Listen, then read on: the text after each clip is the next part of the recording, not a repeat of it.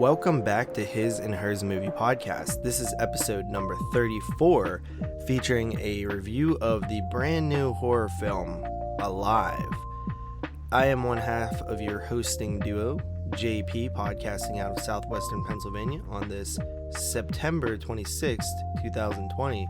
And joining me tonight, as always, is the one and only short-haired Carly. Yeah, I have short hair now. Yeah, like a boy. Yeah, we back. Some may say we pod faded, some may be wrong. Dude, it was like 1 week. I felt like I was scared. It was weird because, like, I don't know. Now that 22 Shots is back, like, my recording schedule is hella effed. Because I can only record I can record any day, but it's just that I don't get home till midnight, and you work in the AM, so it's like, it's really hard. I'm almost gonna have to do doubles and record before 22 Shots to make this work. Right. Yes, it sucks. I mean, I always say I'm open to recording after you were done with work, but during the weekdays, but then the time comes and I'm like, oh no, I don't want to do that because it'll be like 2 a.m. and I have to go to sleep and stuff like that. So basically this is all your fault and you suck. Right. Well, right. Sorry. But yeah, so our last episode was the drive-in extravaganza, which feels like so long ago now. Yeah. How long ago was it? It was like, that was like the first weekend of September, and now we're in the last weekend of September, we so really almost a month. Didn't do it. Well, we posted that episode on the week of the 7th. Yeah. So we recorded only missed this, like, if we post this episode like today or tomorrow, we technically only missed 1 week. Yeah, right. So it just feels longer. Yeah, it's unfortunate. I hate missing weeks on this show because it is like such a weekly show. But yeah. So anyway, it's like balls deep into October Eve. That it is. And I've been excited. The weather's been very fall-like lately, which I like, except for today it's actually kind of hot. But and the leaves are starting to fall and change colors, and everything's spooky. People are decorating. I've been, buying decorations here and there at Dollar General and Walmart and stuff like that. And I start my Halloween excitement in September because I feel like October just goes too fast. I know. I'm not prepared. I'm literally not prepared. Like, I look down and it's the 26th. I'm like, oh my god. Like, October 1st is next week and I'm not prepared. Yeah. It kind of sucks because, like, you anticipate this time of year all year, and then it's almost like you're nervous when it comes around because you feel like you have to do so much and appreciate it so hard while it's here. I always stress myself out, but I'm trying to be more chill.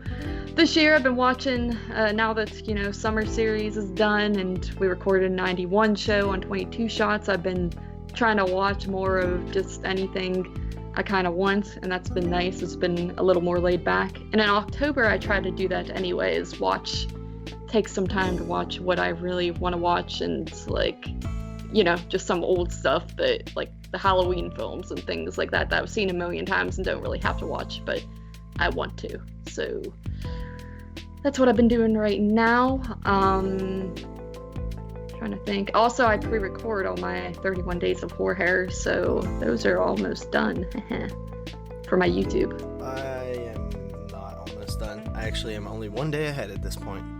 Right. Yes. I'm on day 25. Wow. I just do it for content on my... I don't know. I've done it before, just straight in October, and then recorded a video, but I just struggled too hard. It's easy to watch 31 movies, but it's not easy to find the motivation to record a video every day, so I decided just to make content for my channel. I do it kind of throughout the year, and then when October rolls around, I still kind of do a 31 Days of Horror for just myself and not for the peeps. Yeah, you can schedule and upload, right? Are you all scheduled? Yeah. Yeah, well, I've been because I did these videos like off my phone, and you can't, that option's not on there on YouTube, but I've just been putting them all on private. The last few years I've have a done nice the schedule. camera. Why are you using your phone? Because I don't feel like uploading it to the computer every day. I'm lazy. I use my camera for like updates and when we make like out and about videos and stuff like that, but for like basic reviews, I always just grab my phone and then upload it and then put it on private and then wait. I mean, I've been having fun watching a movie a day. I mean, I've been watching a movie a day for the entire year. Right. At least, like, my count right now, my count right now for total, I think I'm at 395 for the year. Jeez. Yeah. I'm at 360. Yeah, I'm at 396. I just finished 396. That's crazy, buddy. What are you at? 360. I mean, that's pretty good. Yeah, well, I'm not really competing. I mean, I'm just up there. Or no, I just did 397 last night. So, yeah, pretty good, you know, and that's over one a day for sure. Yeah. There were some weeks there, because I have like Letterboxd Pro, and there were some weeks there where I totally dropped the ball. Like, you can look at like, you know, all your weeks and like how many you watched per week. Okay, so my worst week ever was July 1st through the 7th. I watched 2 movies that week. Dang. Yeah, my best week ever was April 8th through the 14th, my birthday week. I watched 22. Jesus. Which is just insane when I think about it. That's like almost, if I just did that, I'd be done with 31 Days of Horror. Yeah, it is crazy. I remember when you did that, when you watched all those movies. Yeah, I was watching like 4 a night when I got home. It was pretty cool. Yeah. But like even after that, like before that, 15, 16, like all in a row there. And then I had another like 18 week, but lately it's been like, looking at my pattern here, 8, 8, 9, 10, 10, 14, 9, 3, 14, 8, 14. Seems like my average is like 8 to 10. Seems like what I normally hit. But my true average is 10.1. 43.9 a month. Oh, I see. Letterboxd tells you all that. And then it tells you like some other cool stuff, like most of my films were the US. I had UK is second, Canada is third, and Italy is fourth, with Japan at 5, and actually Germany at 4 at under that, which is surprising. Yeah. My most common rating, this is a bit surprising, 4 stars. I rated 108 films out of those 360 some, a 4-star rating. I feel like mine would be 3.5 probably. My second is 3.5 with 105. Ooh. And I have given out 5.5 films during that time. So that's funny. And at 28 fives. My most watched actor is Corey Feldman with 6 films. Barbara Crampton tied with Corey Feldman at 6 films. David Warner at 5 films, and Lance Hendrickson at 5 films. Lin Shaye at 5 films. My most watched director, Wes Craven with 7 films. Frank Henenlotter right under that with 4.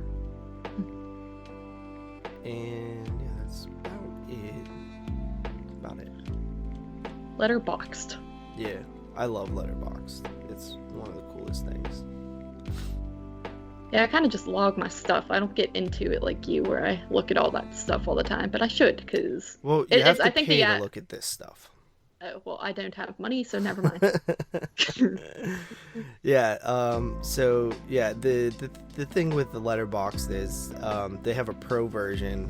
It's only like, I think during Black Friday it's $20 for the year. Yeah. Which is worth it. then you can see all that stats. It's pretty neat. It's pretty cool to see, like, you know, what actor you watch the most. Yeah, that's what I was gonna say. It's kind of weird when you think, because you wouldn't think like, oh, I watch all these Corey Feldman films. I'm a diehard Corey Feldman fan. And then you look at that and you're like, oh, I did. Well, it's funny because, like, the last couple years, Dario Argento had been my most watched. Oh, here's an interesting thing. You can actually filter it to all time. So as you know, I went back and re-logged films from 2012 all the way up till now, like, because I kept a logbook in 2012. It just was a lot smaller. And so you could see, after you can look at all the films you've ever logged, and the most films I've ever logged was from the year 2019 with 93 movies. Jeez. Yeah, so 93 films are from the year 2019. And the second highest is all like 2018, 2017, 2016. Like, those are all the highest. The highest, not counting those, is 1985 with 65 films. And then, surprisingly enough, 1972 with 60. Yeah, pretty crazy. And then it also gives you your stars for, you know, all your films. So the most guy I've ever watched is Lance Henriksen with 19 different movies. Cool. The second most is Kane Hodder with 18, then Tony Todd with 18. Get this, Lin Shaye with 18. Wow. Yeah. Interesting. The weirdest one on there is George Buck Flower with 17. I don't know who that is. I know him, but I don't at the same time. Like, these are the list of films that he's in: Puppet Master: The Legacy, Wishmaster, Village of the Damned, Body Bags, Warlock 2, Waxwork 2, 976 Evil 2, Puppet Master 2, Back to the Future 2, They Live, Pumpkinhead, Sorority Bowl and the Slime Bowl-orama, Back to the Future, The Fog, Ilsa, Harem Keeper of the Oil Sheiks, The Witch Who Came from the Sea, and Ilsa, She-Wolf of the SS. Such a weird array of films. Ilsa to Back to the Future. And then the most popular director out of all these guys is Wes Craven with 18 films, followed by Dario Argento with 17, but Argento will overtake Craven this next month. Right. That is pretty cool. Yeah, I thought so. Yes. Thought about actually doing a video at the end of the year, if I could figure out how to, like, share my screen and record it and, like, go through my Letterboxd stats. Yeah, that'd be cool. Right. People probably like that. So with that said, do you want to get into some things that we watched, or do you have anything else that you did this week? Now we can get into things we've watched. Okay, so go ahead, you can go first. Alright. I watched... Where'd my list go? Here it is. Alright, so it's been a while. It's been a grip of a minute since we have done this. And going back here, the last thing I guess I watched that I did not talk about was actually Door to Silence, as per my run through 1991. Right. And yeah, this was a Lucio Fulci film. Right. I believe one of his last features, or his last feature. Did you watch the other Lucio Fulci film? No, I didn't get to that one. But yeah, I watched this. I thought it was decent. It was kind of like road horror-esque, which I enjoy. Some of it reminded me a little bit of Duel, a movie that I'm quite fond of. But at the same time, I thought it was a little bit slow, and I feel like there was a lot of not going on at times until like the ending, but it was alright. I mean, like I said, it reminds me of Duel in ways where sometimes there's not a lot happening, but then you do have some suspense. But I thought it was just a little bit too not enough going on, but it was okay. Then after that, as per my run through 91, was Black Demons, and I barely remember this one, but I remember thinking it was fun, and it had some decent effects, like makeup effects and stuff like that on the faces of people that was kind of grossing me out a bit. So, and some fun characters. So overall, I thought it was a fun movie. It wasn't great by any means, but it was entertaining. Then after that, as per my run through 2006, I guess. No, it's for the summer series. I watched Pan's Labyrinth. Good movie, great dark fantasy film. Do I consider it horror? Not necessarily, but like I said, it's dark fantasy, so that's fine by me. I can understand why they put it in, because it is a really good film. I had only seen it once before in the theater when you and I went that one time, and thought it was cool. Didn't really think I was going to like it, but I ended up enjoying it, and this time around, I thought it was pretty good. Once again, it does have some creepy moments, and it just has like this sense of dread throughout it, especially with the main little girl, and because she's just dealing with some bad real life stuff, and she kind of has these ways of escaping, and I think it's really good. I mean, I think it is, it's like the definition of dark fantasy. It's very well done. So I think people should always follow this type of method if they want to make a fantasy film. Then after that, as per my run through 91, was All American Murder, and I don't care, I like this movie. I thought it was fun, more thriller, mystery, crime type of movie than horror, but at the end it does get kind of into horror. There are a few gory moments and bloody moments like that, but I just thought it was fun. It's got Christopher Walken in it, and there's a lot of just, the whole movie's like, all the lines are like one-liners and puns, it seems like, and it's like not overly serious when it should be serious, dealing with what it's dealing with, a kind of a kid who is accused of murdering this girl, and then he's trying to prove himself innocent. But I just thought it was entertaining and a blast, so I ended up really enjoying that one. Then after that, another fun one, in my opinion, from 91 as well, was Scanners 2. I've seen Scanners 1 before, and I couldn't really get into it. I was a little bit bored by it, if I'm being completely honest. That's one I would like to give another shot sometime down the line, but for now I don't care. But Scanners 2 I thought was a fun time. I don't remember a whole lot about it because it's been a while since I actually watched it, but I was thoroughly entertained by it, and again, you know, not a great film. It was kind of cheesy and maybe not the best plot in the world, but I enjoyed it for what it was. And then after that, we have Let the Right One In from 2008. Watched this one as well for the summer series prep, and that is just a fantastic film. It's one I would prefer to watch during the winter when it's got that perfect winter snowy atmosphere to it, but it's a great movie. Great, just slow burn vampire film that keeps you super into it throughout. It's one of those ones where like I was trying to do other stuff while watching it, multitask a little bit, but it's one that you can't really do that because you're just so into it, and it's a great film. It definitely is kind of a masterpiece of the time. So.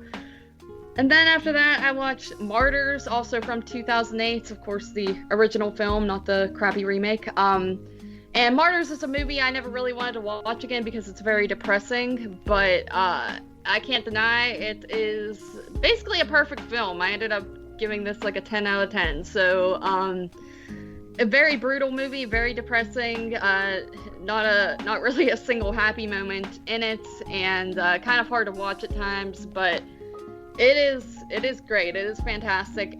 Like I said, the only thing with it is I would not want to watch it again. I only watched it again for the summer series, and that's that, but it's a great movie. And then after that, I watched The Sect, again from 1991, and The Sect is a pretty cool movie with Kelly Curtis, of course, Jamie Lee Curtis's sister in it, and I didn't know if I was going to like this one or not because it is Italian, but and we know how I feel about Italian movies, but I ended up enjoying it. You know, it's not like a giallo, so it had that going for it for me. And I was just very intrigued the whole time in Kelly Curtis's character and seeing what's going on with her. And, you know, it kind of starts out, she encounters this old dude and then invites him over to her house. And then the whole time you're kind of wondering, like, what's this guy's, like, ulterior motive and what's he up to? And then what's going to happen to her? So I thought it was a pretty cool movie, especially for 91, just kind of an obscure little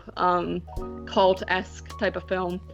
Then, I guess, lastly, I watched Incident on and Off a Mountain Road from 2005, which is a Masters of Horror episode. It was the first one, actually, directed by Don Coscarelli, and this one's decent. It's not one of the worst, it's not one of the best. I think it's pretty good. You know, it's got Angus Scrimm in it, and it's essentially about this girl who gets in a run-in with this guy on the road. I think she wrecks into him, if I remember correctly, and he turns out to be kind of this scary, like, creature thing, and then she has to use her best instincts to survive and take him down. So I think it's pretty cool. You know, like I said, it's not my favorite, but it's a decent one. And it's a good way to start out the series, I think. So that is my moves. Awesome. So I guess it is my turn. I also have a blind spot for the week. So let's see here. First up is The People Under the Stairs. So The People Under the Stairs, I think, is such an... And you guys are going to hear some 91 stuff here for the beginning. The People Under the Stairs is a super well-made movie, in my opinion, and I think it's one of Craven's best films. It's funny, because if any other director did this, I think it would be considered, like, their best film. You know, not any other director, like, if Carpenter did it, obviously not, but, like, you know, one of the not master guys. But, you know, Craven got Scream and A Nightmare on Elm Street. The People Under the Stairs is so much fun to me. It's scary at times. It's funny at times. You, like, really root for the good guys in this one, which doesn't happen to me often. In fact, I'm actually often rooting for the bad guy. I know that's, like, bad, like, kind of messed up, but it's true. Like, I usually like when the bad guy wins. Not in this movie. I would have been devastated if the bad guys won in this one. But it's about a kid who his mom's dying of the cancer, and they ain't got enough money to get it taken out, and they're being evicted. And his sister's boyfriend is, like, a criminal, and this, like, 12-year-old kid named Full gets caught up in robbing these rich people, but it turns out these rich people have, like, a horrible secret behind their door, and they're basically that's actually something cool too, because did you ever hear about in the 90s and late 80s about, like, this is kind of based on truth a little bit. Like, there was a lot of child abductions, like babies. Like, people would steal babies and then raise them as their own.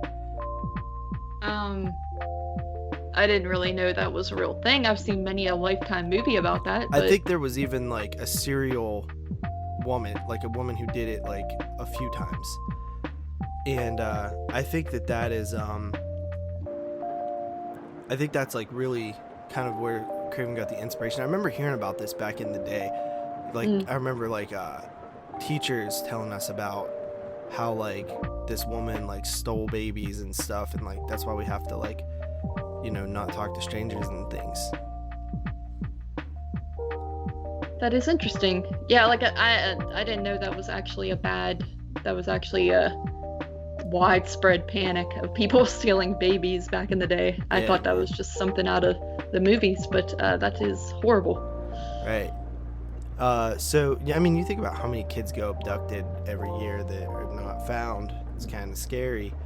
But these people were keeping them locked up in the basement, and they were all rich and stuff, so they could kind of get away with it. And this inner city kid named Full is like a straight up hero, comes in there and tries to stop this stuff and survive. It's a really good movie. I made a 9.5 out of 10 on it. It's one of my favorite horror movies.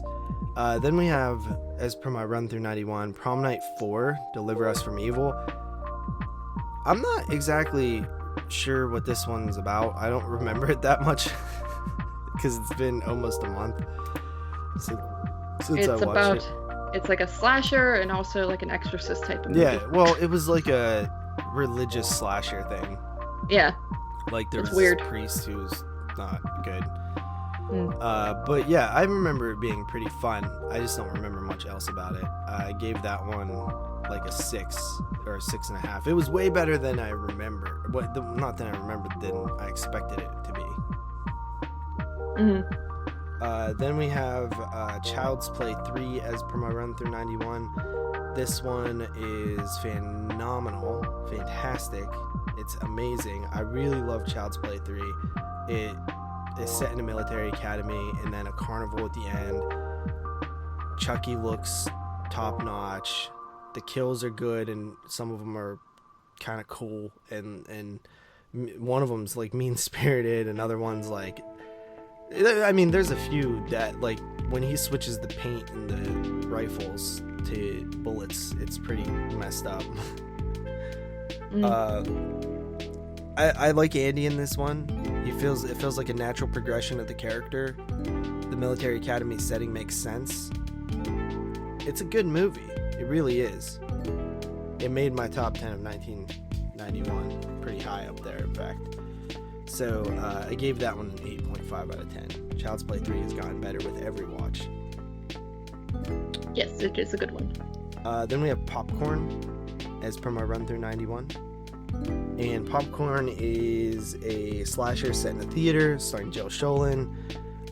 It is a bunch of kids basically are working to put on this like festival, this horror film festival, using like old school like William Castle-esque types of movies, like mosquitoes, like a killer mosquito movie like in 3D, and this one, and you know, Smell-O-Rama, and this one, and Shock-A-Rama, which is where the seats buzz you, that type of stuff.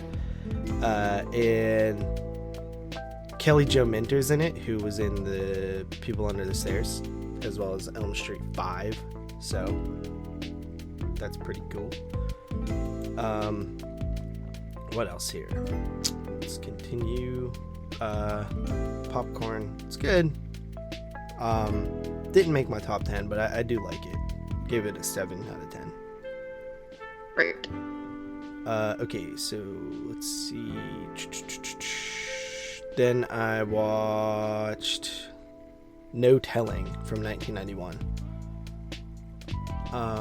Which is weird. I don't know if I logged. For some reason, Freddy's Dead. I can't find it. Did I have talked about that before?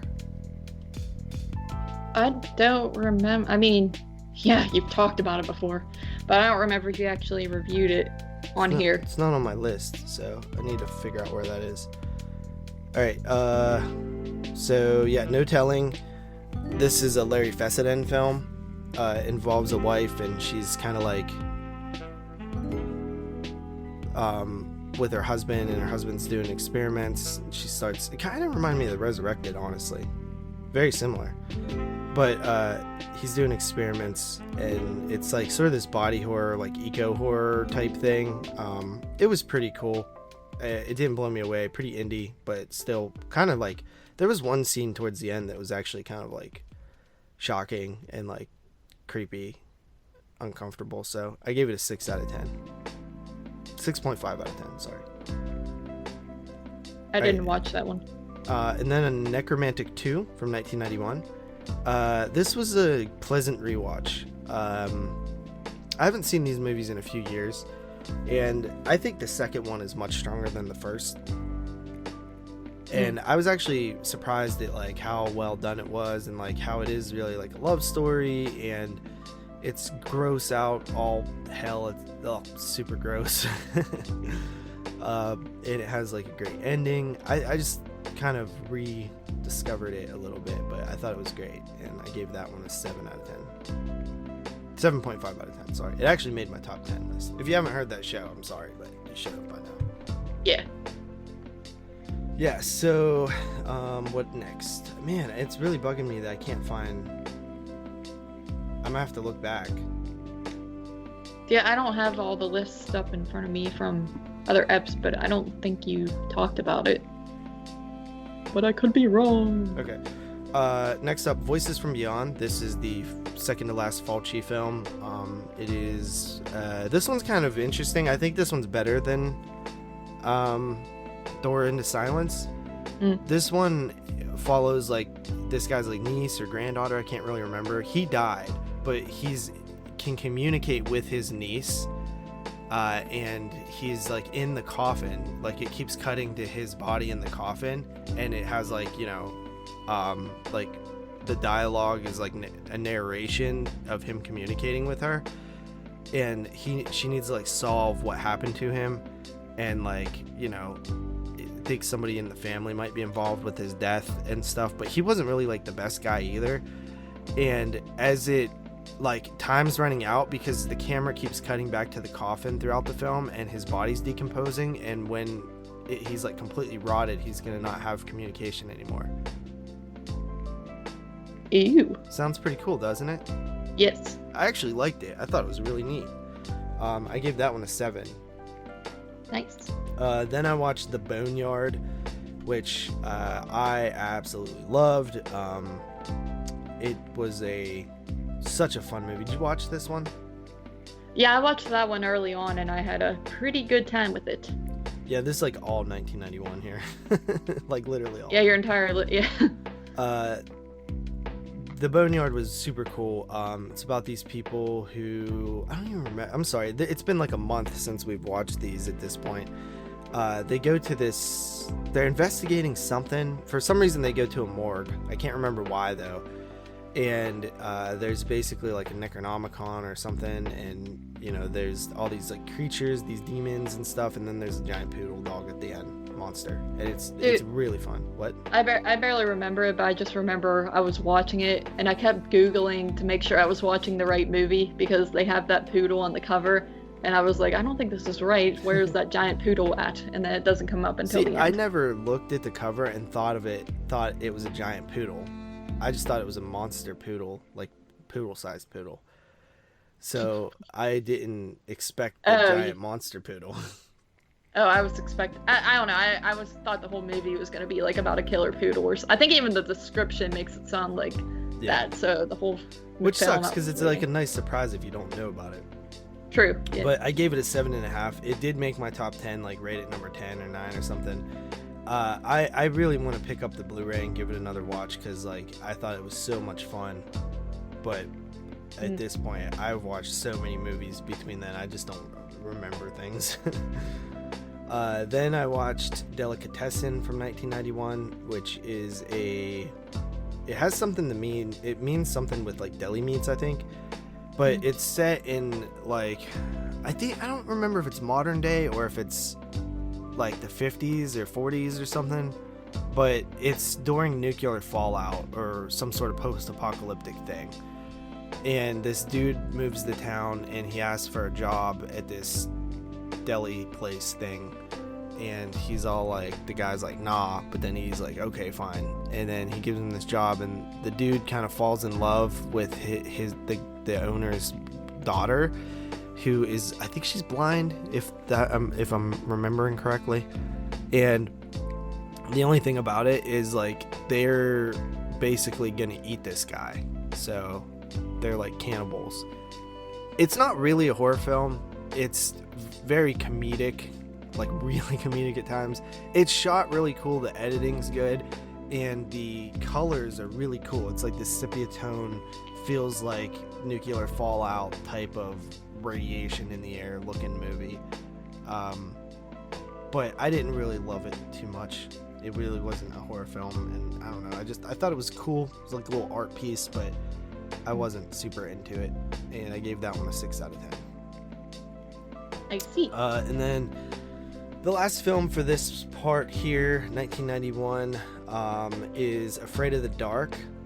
This was actually really good. I actually think that had I had more time to digest it and maybe see it again, I would have actually put it on my top 10 list, because it's actually one of the better movies that were made from 91. It follows this like little blind kid, or no, this kid, he's going blind, but he's seeing this man all around. It's like almost got like a Rear Window-esque quality, where he's seeing this man commit murders in his town, and he's kind of spying on him, and he eventually starts going more and more blind, and then you hit like it's twisting his sense of reality and like what actually happened versus like what's in his head and stuff. It's like kind of psychological, and I thought it was really cool. I thought the direction was really neat, and it wasn't until like I started reading reviews where people were like really dissecting this movie, like the colors of his pencils represent that, like all this stuff, and I'm like, wow, the movie is deeper than I thought. So I really liked it, but I don't know, it was one of those things where I watched, I think like 1, 2, 3, 4, 5, 6 movies in a day, and it was one of them. So just my brain was fried by the end of it. Right. But it's pretty good. So yep, that is my watches for the week and my run through 91. In my run through 91, there is a little bit more 91 that I'll probably have on my list next week, because we did split. We didn't want to go too overboard on this. So there's a little bit more 91, like barely any though. Actually, you know what? Should I end 91 right here? Because I only have one more. Oh, okay. Yeah, go ahead. Let's do it. The final 1991 I watched was my 64th, and it was Scissors. I did not watch this one. It was actually cool. Like, it was a psychological thriller. I don't really remember much about it by this point. I think Sharon Stone's in it. Is she mute? She's either mute or blind. I can't remember. Why is everyone blind in these movies? I think she's blind. I want to say she's blind. I don't know. But yeah, it was. She was like a virgin and something. She's like attacked by somebody, and then I can't remember. It had a weird ending though. But then I think I had a problem with the ending. Like, I was like, that doesn't really make that much sense. But yeah, I gave it a 7. But I don't really remember it, honestly, if I'm being 100% honest. Like I said, this was like a month ago, and I watched all these movies like really close together. Yeah. For some reason, Freddy's Dead is not on my letterbox, and I don't know why. So I didn't log it, which means all my numbers are messed up, which means it's going to be a pain in the ass to go back and fix everything. That's alright, little guy. I am mad. Don't be mad. So, yes, because 395 is logged there. 395 is logged there. But see, what happened? It's okay, little guy. Listen, see, I have bad OCD problems, but for some reason that doesn't bother me too much, because a lot of times I'll log films just completely out of order of when I actually watch them, and as long as they're on a list, like, I'm not upset. I did not log Freddy's Dead, and it's annoying, but I'm just saying it's not a big deal. Yes, it is. No. Nobody cares but you. You gotta think Did I that never way. log Freddy's Dead, like, ever? Yeah, you probably never watched it besides right now, like, No, this. I mean, like, ever on my, even Facebook. Oh, I guess I could log it now. Dude, you dropped the ball. Like, you talk so much hype on Freddy's Dead, and you almost forgot to watch it for 91, and you didn't log it for 91. Wait, I think it might be. I might have already talked about it. No, I looked back on our list. list. I went all the way back to Sharks. Yeah, I looked in our messenger to see our previous summaries, and I could not find it. All right, well, I'm gonna have to log it now and just be like, I watched this a long time ago, but I forgot to log it. So yeah, that'll be on a future episode.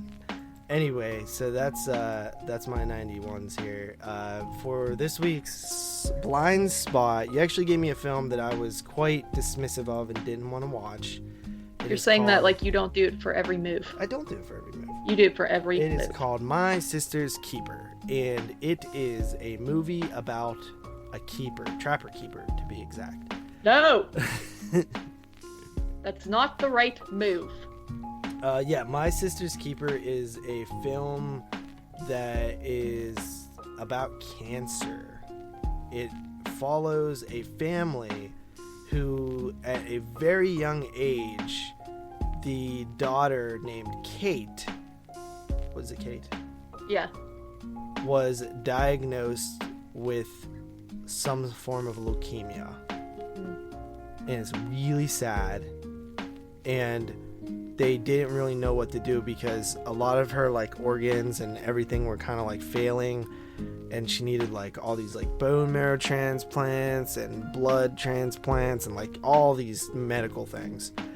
And a doctor, off the record of course, suggests, because the parents were not matches, he actually said that it's like you have like a 1 in 100 shot of actually being a match for some of these things. It's kind of interesting.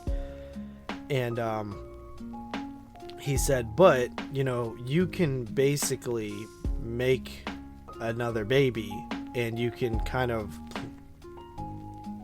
basically make it match through science. Which, is that all possible? I don't know, dude. Because that's like, I don't know if that's a real thing. I feel like I don't know. I feel like they've tried to do that, but I don't know if it's real yet. Huh. So that's like you're pretty much. Yeah, I know that what do you call those? Like, micro test tube babies and stuff like test that. Tube baby. I know you can do that, but I didn't know if you could like program it to actually have like the proper like chromosomes and stuff to have like the proper matches. You probably can. I don't see why not. Scientists are crazy, but I just mean like, is it like can like the general public do that? I don't know. I feel like we would hear more stories about that if. Right, but anyway, this character named Anna, played by Abigail Breslin, is basically made to help with basically being like a donor body for Kate while she's going through the cancer stuff. And the mother's played by Cameron Diaz, and the father's played by... Who the hell is the father played by? I don't know. I don't recall him being Jason someone. Patrick. Hey. We could be related, but his doesn't have a K on it. What an idiot. There's other characters too, such as the... Anyway, the Abigail Breslin basically goes to a lawyer, and she wants to get medically emancipated because she's sick of the needles, and the final straw is when they want her to donate one of her kidneys to her sister, and she just doesn't want to. And she goes to a lawyer, and the lawyer's like, you do realize that if you do go through with this, your sister may very well die. And she's like, yes, I understand. And so they sue the mother and the father for basically medical emancipation. And then the judge is played by Joan Cusack, who had her daughter taken from her. So it's kind of an interesting dilemma there in a drunk driving accident. So... Okay, let me say this. Like, I've read some reviews online. People hate this movie. Really? And yeah, like a lot of people think that it's pure melodrama and like really unrealistic and like just like Hollywood bullshit.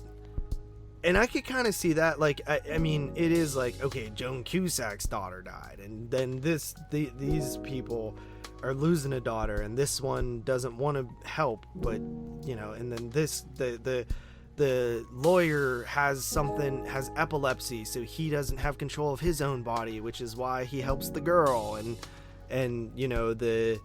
and the boyfriend dies and the cancer comes back, like, and I get it, it is a little melodramatic in a way, you know. It's a lot of Hollywood in there in terms of the script, but at the same time it's still a good story. Stop being little cunts.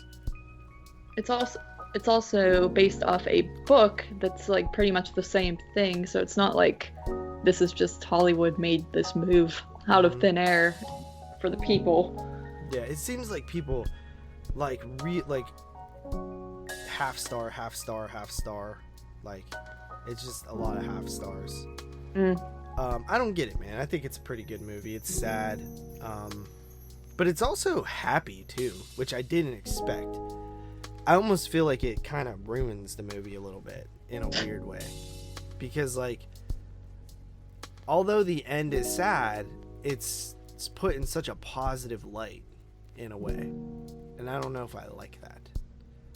I don't know, dude. I was pretty sad when I watched this movie. Like that last I don't want to give the move away, but like, you know, there's like a line that just like, it's kind of like, and then my sister blah blah blah, and it's like I like cried for like an hour. I feel like after that I didn't cry like, there at all, dude. It was just so like to the point. Like it was the way they do it. It's just like the parts where I got really sad were not that part, oddly enough. I don't know, maybe I mentally prepared myself throughout the movie for that part because I knew it was coming, but I teared up during some other parts. Like I knew it was coming. It's just the way they do it is like, so it's the fact that it's not over dramatic to me, that it just comes out of like, it's just a line of dialogue, and I'm like, that is so sad. I think that this movie does a really good job with giving every character a thought, which you don't often see.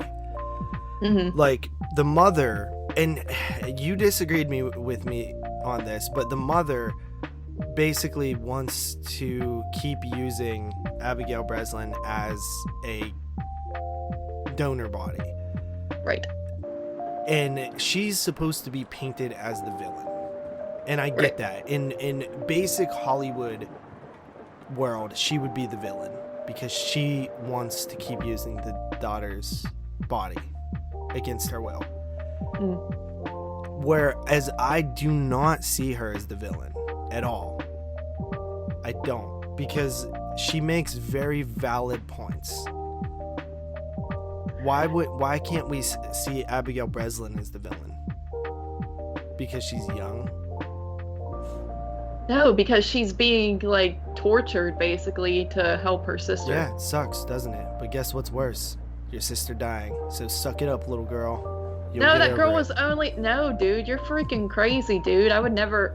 You wouldn't... If your mother was dying, if your sister was dying, you wouldn't give up your stuff to save her? I don't believe you. Dude, you're not getting it. That girl was only born for that. It would be different if, like, right now my mom needed a kidney. Yeah, I would donate a kidney to her, no problem. But like, if I found out my mom just gave birth to me and like genetically altered me just to help her other kid that was alive, like, screw you, mom. Yeah, but don't you have a baby just to have a baby? Like, I mean, like, you're telling me that she didn't grow to love the baby that she created, even though the original purpose of having the baby might have been to help out. It doesn't mean that you like resent the baby. Like, she still loves her. She's still a loving mother. I don't know, dude. I think she just like, she gives all her, and it's a common thing with people, right? You know, she gives all her attention to the kid with cancer now.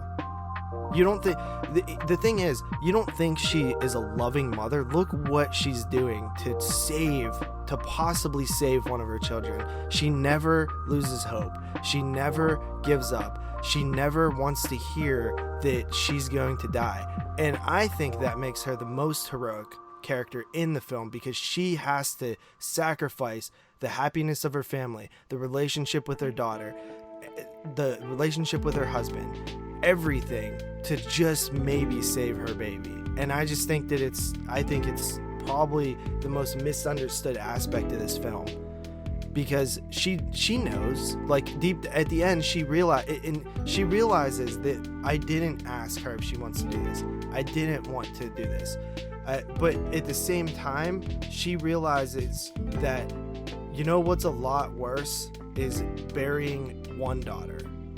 That's a lot worse than any other of this bullshit. It's way worse. So leave me alone. We're going to figure this out. And then also, whenever she says, I know that this isn't you, to Abigail Breslin, that, like, I know that it doesn't matter as much as you're saying it matters. And of course we know why, but I think that also justifies the mother, because that shit was all fake.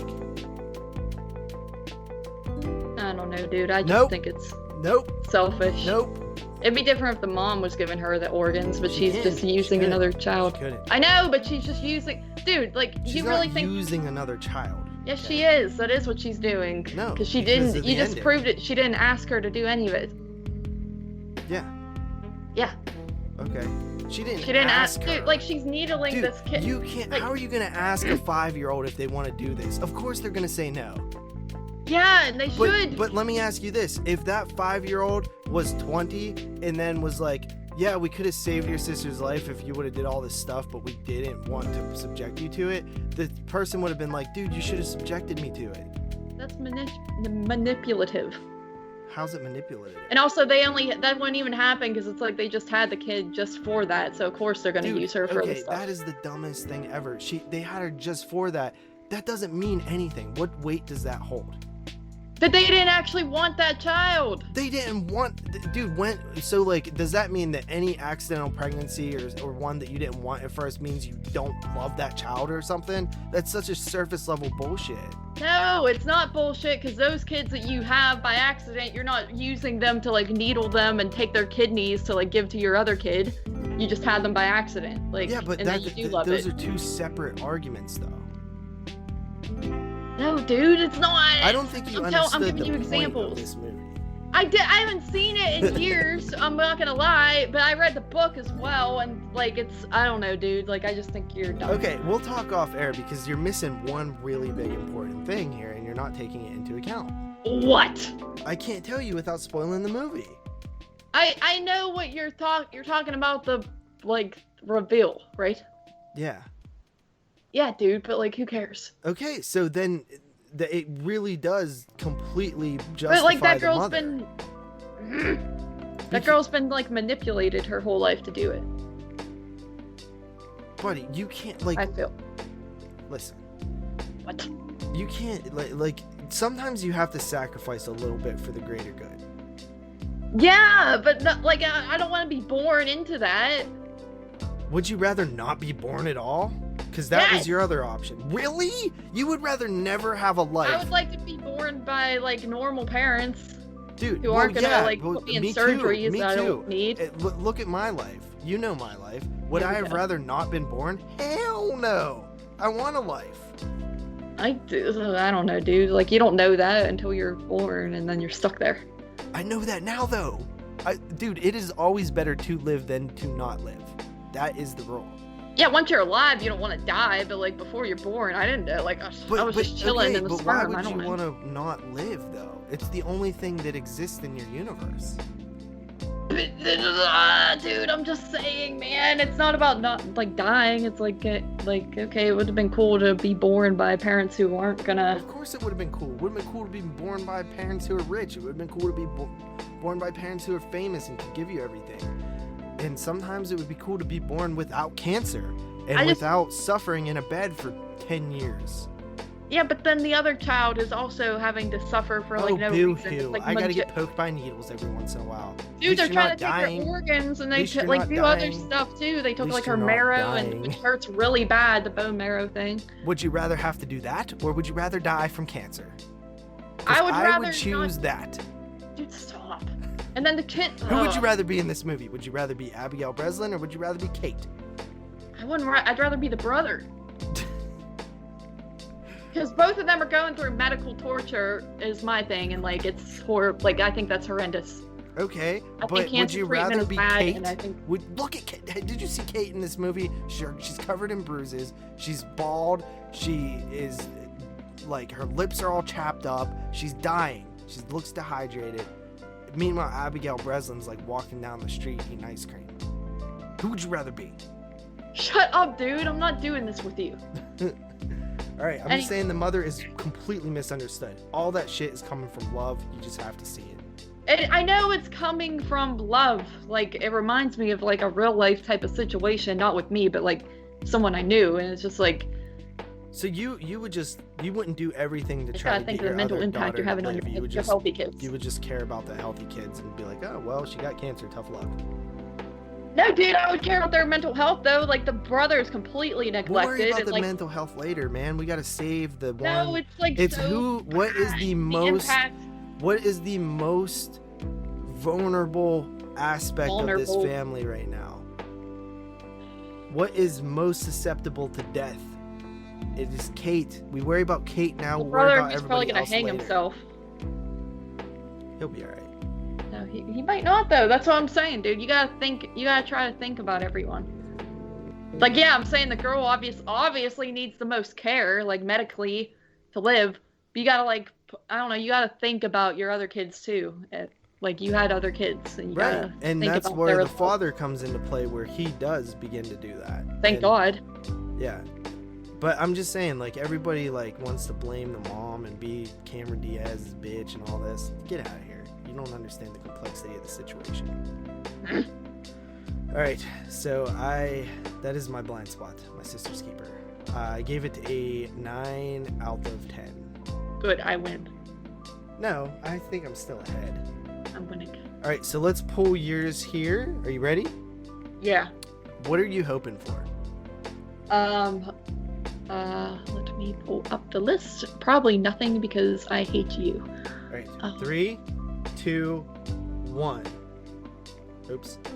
It is Batman Returns. You're gonna have to skip that one for now, because we will wait till that comes up in December. That's actually come up twice now, I think. Yeah, it came up like the very last time, I think. All right, so let's go again. 3, 2, 1. Yes. Yes. What are you so excited No about, Country buddy? for Old Dicks. No! What? I'm just kidding. No, you can't do that. I'm just kidding. It's Reservoir Dogs. Oh, okay. I love Reservoir Dogs. I don't like titles that are stupid. Like this movie's Keeper. No, that title makes sense because being dude, someone's all it is, like, I just keep thinking like this girl dropped her trapper keeper and the sister picks it up and like brings it home. Haven't you ever like heard like in a movie or even real life where like someone's like, dude, where's your sister at? I can't get a hold of her. And you're like, what are you, my sister? What am I? What am I? That my doesn't sister's make any keeper? sense, buddy. It means Why like would you're a supposed to stranger take say, care of what them. am I, your sister's keeper? No, dude, I'm saying you would say that. I don't but it means... know. I wouldn't. I would never say that. Okay, in a movie though that happens. If like I was in a movie, I would be like, this line is dumb. I'm not saying this. It's a lot. It just essentially means Alright, so moving on here to our featured review. We have the new horror film 2020 titled Alive. Yes. Which actually came out in 2018. Yeah, originally. but it's getting its wide release here in 2020. Yes. Is it #Alive? Which movie is this? I can't. No, that's why I was confirming, because there is a #Alive on Netflix from 2020 that's actually was like a 20, because it's on Netflix. But this is just Alive. There's no hashtag. This is just Alive. Yeah, I'm trying to find it on IMDb. Oh, here it is. So, this film, like she said, got a official release here a couple weeks ago in 2020. It played at a bunch of horror festivals, but it got I think it's on VOD now. It's available now. So, yes, Alive was directed by Rob Grant. And Rob Grant actually did a few films. Most notably, he was a director of the 2019 top 10 horror film for Carly, Harpoon. Oh, well, that was quite the good move, Rob. Yeah, so this was the film he directed before that, but it's getting released after that. Interesting. Yes, he is I want to say he's probably a Canadian director, but I'm not exactly sure. Doesn't say on his account, but Harpoon was Canadian, right? Oh, it says he was born in North Vancouver, BC. See, told you. So, he must know moons. Probably, yeah. Probably right next door. Yeah, Harpoon was pretty good. I liked it a lot. I did too, however, I know you didn't think it was horror. Yeah, it really wasn't. It was! Where? Everywhere, dude. Get out of here. So Alive, what is it about? Alright, so IMDb synopsis. A severely injured man and woman wake up in an abandoned sanitarium and discover a sadistic caretaker holds the key to their freedom. That came out better than I thought. That was actually really good. A sadistic caretaker holds the keys to their freedom. I was shocked that I didn't destroy that. But yeah, okay, so yeah, you have these two characters. It starts out with a man who is wakes up in this place all bloody and has IVs in him, and he doesn't know where he is. It's kind of dark, and then he's like, what the heck? Takes him out. He's crawling on the floor, and then this mysterious guy is hey now, and then he makes a dude pass out, and then the dude wakes up again, and he's in a hospital type bed, a little more bandaged up and cleaned up, and then there's a girl next to him also in a hospital bed, and they both don't really remember who they are, and they have no idea why they're there, but they get the vibe right away that their caretaker isn't really a good guy, because they're kind of in this abandoned looking hospital, and there's no one else around, and the caretaker is kind of a weirdo. So whole movie is basically them trying to figure out who they are, why they're there, and how the heck they're gonna escape this crazy guy. You know what's interesting about this movie? What? Kind of would remind you a little bit of Saw, right? Yeah. Well, the bad guy in this movie is in Saw 3 and 4. Really? Yeah. Yeah. He's I think he's one of the main guys in Saw 3. The Jeff dude. Oh, dude, is he the guy at the beginning with the mouth thing? Or no, that's not him. No, I think he's one of the main dudes. Never mind. I'm thinking of. I could be wrong. Art guy and Saw. Anyway, so yeah. Okay, so this movie, very small cast. We really primarily have the female patient, the male patient, and the man. Yes. Okay, so first of all, it's mysterious. You don't know what's going on. You don't know why these people are there. You don't really know anything. You don't know. They don't know who they are. You don't know who they are. The doctor is very mysterious and stuff like that. The only thing we know about him is his father was a very successful scientist who was the first person to transplant a head of a sheep or something like that. I can't remember. Do you remember? No. Okay. I don't. Yeah. Foreshadowing. It's basically them trying to fight for survival, and he's really sadistic. There's one scene where he's trying to rehabilitate their muscles and stuff like that, so he's getting them to work out, but then he starts beating the guy with the weight set pretty much. And then there's another scene where the guy can't really walk, so he puts him in the bathtub, and what did he give him, a toxin or a poison or some kind of drug? Yeah. And he can't really move, so he's sinking into the tub, like, because it's filled with water and he's gonna like drown and stuff. He's doing all these really rude things to them, right? Yes, very disrespectful. Right. The only unfortunate thing about this movie is you can't really talk about too much without getting into spoilers, because it really is a movie where these two people are held captive. They plan to try to escape. They're fed really nasty, gross food, and they're basically tortured in a few different ways. And the whole time, they don't know who they are, where they came from. The guy keeps thinking that he's like a bad person in a little way. And then, you know, the doctor has like this dog, and eventually they find out that there's like tons of body parts like down in the house, and they're all gross and stuff, bloody everywhere. That scene was actually kind of cool. It was a little scary. Yeah, seems like a theme with all of these movies we've watched this year, where every movie has to be mysterious. Like, this reminds me a little bit of that hippopotamus film, and even Platform, where like everything's just like it's like a running thing now where movies play on that mystery thing, where you got these people in a secluded area and they're like, why the heck am I here, and all that stuff. I don't know, this movie, I wasn't too crazy about it, if I am being honest. I didn't think it was horrible, but I feel like it could have, it's a little too mysterious for me. Like, I feel like there could have been some more details, and I feel like there were a few moments where you think something's gonna play out to be something, and then it doesn't, and like it just doesn't really go anywhere, and it's just all left to be a mystery.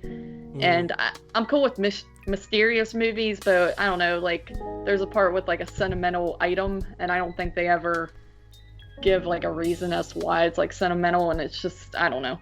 There's a few moments like that in the movie that I didn't really care for. I think you just said that they were his like mothers or something, right? I think, or I don't even think he said mother. I think he said it belonged to like some girl that meant a lot to him. Yeah, probably girlfriend or mother. All right, well, like still, it's just, it makes it seem like a thing. That wasn't really set up in traditional movie sense. Right, and then I found myself getting. It was honestly a little lame too, just how that played out. Like, yeah, you just seen that so many times in movies, and you're like, ugh. And then you got scenes in this. Speaking of that, it's like you have a part where, you know, the dude's like trying to communicate with the girl, and he's all like, so what do you think of this caretaker? I think he's like bad and we should leave. And she's like, he saved us though. And she's like, I think we should stay. Like, you see that, like that automatically made me hate the girl, and yeah, that was not a care really about her. dumb thing to say. Like a really bad line. And I've seen that in movies too before, but like to me it was like extra dumb in this context, because from the start, there's like no indication that this guy's good. Like, they're in an abandoned hospital that's he's clearly not like a traditional doctor, and he's like injuring them. So I thought that was stupid. But even Paul Sheldon, what is his name? Paul Sheldon? From Misery? Yeah, even he knew something was up with Annie Wilkes like right away. Yeah, and they're like in a cozy little house in the middle of like Colorado. But yeah, there's just a lot to this movie I didn't care for. I mean, it does have some decent brutal scenes, even those I find a little unrealistic, but those are decent, I guess. Some of the stuff that, I mean, there was some gross stuff, like you know, like the way he's getting his knee hit, and like the way it starts like bleeding, like really grossed me out, because it just reminded me of like when I took my pap for surgery on his knee, and when he got a knee replacement, and like how like fragile the knee was, and just like if it like just got injured, like it would just totally screw everything up, you know. And I just kept thinking of that. Yeah, I think the biggest problem with this film is it's kind of broken. The plot doesn't make sense in the end. Even the way they explain everything, you're kind of like, what? like that doesn't really make sense. Like, what you're saying to me, there was not an easy way to explain what the little girl was saying. and I'm like, wait, so what happened now? Like, yeah, it just came off like super convoluted and just like messy. But it's supposed to be this like big like epic reveal moment, and you're like, yeah, this is kind of bad technique here a little bit, and I felt bad, especially after I finished this movie and I looked at who directed it. I felt bad because I was like, oh man, I like that guy, and he made like not the best movie here. But then I looked at the fact that it was his first movie, or at least it was before. I don't know if it was his first. And I was like, wow, okay, well, he improved so much on his second film, so I don't feel bad anymore. Yeah, I was shocked that he had done something that I liked and really enjoyed from last year, because I was thinking he was kind of like a new director and a nobody type of guy, but I will say this: the cinematography is like kind of decent. The color, like the dark colors of everything, is kind of decent. The acting by the doctor is really good. The acting by everybody else, the male patient, he's good. Female patient is okay. Everybody else in the film is really weak. Like all the characters that come in at the end, especially the little girl. I'm sorry, I feel bad for saying that, but she was not cast right in that dramatic scene. It just didn't work. You need someone more established, or somebody that was in the movie and felt the character a little bit more. Right. But anyway, I thought it was. I actually liked it. I know you probably didn't. I think it's flawed, but honestly, it was easy to watch, and it went by pretty fast for me. So I kind of like these small contained horror films. I was kind of wondering what the heck where it was gonna go. Overall, I wasn't happy where it went, but at the same time, I kind of like one aspect of where it went. So, yeah. Yeah, for one, I was like kind of tired when I watched it, and it's just, I put it on, and usually I do like the mystery movies from the get-go where you don't know what's going on right away, and then you have to kind of watch the film and put the pieces together and draw your own conclusions as to what's going on. But I was just super like, ugh, I don't feel like watching this and wondering what happened to these characters and stuff. It just did not captivate me as much as other films have, and the fact that it was so flawed at the end was more, just kind of a letdown to me, because it wasn't even that great of a reveal in my opinion. But yeah, so that's all I have to say. Shall we get into the ratings? The Letterboxd reviews. We'll go Letterboxd reviews first. Okay, so this is a negative one. It says, remember Vile, Saw 3D, Hostel, Would You Rather? Well, Alive is pretty much those movies, but in 2020. Alive feels very outdated. A lot of cliches in these torture movies are present. The movie mostly consists of people being trapped and screaming while bleeding. It's pretty much everything you have seen before in these movies. I feel like Alone was a movie that was originally supposed to come out in the late 2000s or early 2010s, but for whatever reason did not. The acting is poor, the writing is terrible, and the direction is laughable. Alive has some sort of atmosphere and some good shots that are pretty cool, but everything else feels the exact same thing as the other torture movies, unless you're a fan of the subgenre. You know what? Now that I'm thinking about it, it almost does feel like this film was shot like years ago. Yeah, it does. Like 2008 or something. I don't know. Yeah, that's weird. But anyway, that was Jerome 1994, and Jerome, their favorite movies are Shape of Water, Neon Demon, and Mad Max Fury Road, and Requiem for a Dream. All good movies. Right. Alright, the positive is Matt Donato, and Matt Donato is a guy who likes Jurassic Park, Dude Bro Party Massacre 3, Spring, and Bride of Chucky. I don't know about some of those. Very weird. So yeah, he says, Rob Grant's Alive took me took even me, the 100 horror reviews a year guy, by surprise. Such a monstrously different beast from last year's breakout Harpoon, also directed by Grant.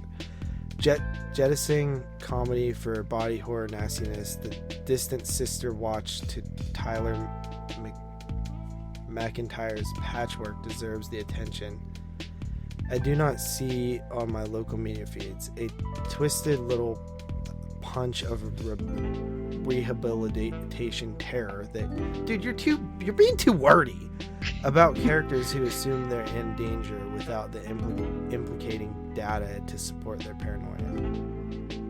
What the fuck are you talking about? 7.5 out of 10. He just put a bunch of big words together and didn't make a sentence, I think. Yeah, that was weird. All right, so I'm coming in at a 6 out of 10. All right, I shall come in at a 4 out of 10. Unfortunate. Very sorry. The director's next film you put in your top 10 of 2019, so. Yeah, so balances out. Right. All right, so that'll be it for this one, guys. I hope you enjoyed. We will see you guys next time with another one. Peace out. Peace.